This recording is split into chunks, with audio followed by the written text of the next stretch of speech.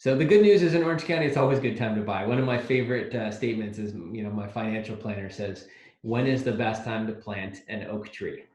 And of course, the answer is today, or even better, yesterday, last week, last month, last year, 10 years ago, 100 years ago. Of course, right? The earlier you plant it, the more it's going to grow and mature and produce fruit.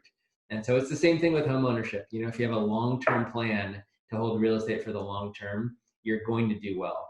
It's a little different if you're looking at real estate only as an investment. We're talking about buying your second, third, fourth property. Then you kind of have to look across different asset classes, make sure you're diversified, explore all the options. But if you're looking at home ownership to live in the home, because of what rents are doing, which is always going up, and we have a really hot rental market, it is always a good time to buy a home, to put down roots into own real estate versus renting. In fact, one of my favorite stats is that the average homeowner has a net worth that is 30 times that of the average renter. Again, that is nationwide statistic. And of course, that's your average homeowner versus your average renter. So results will vary, but I think that's very interesting to consider.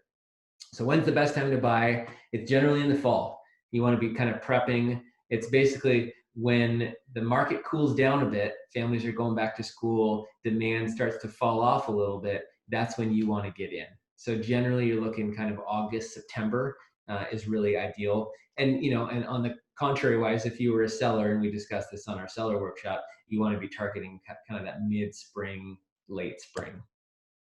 And we looked at this chart, obviously listing inventory.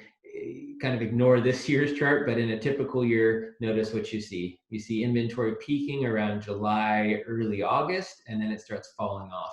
So if you can kind of get there late summer, early fall, there's still a good amount of inventory, but there's a lot less competition. There's less people out there.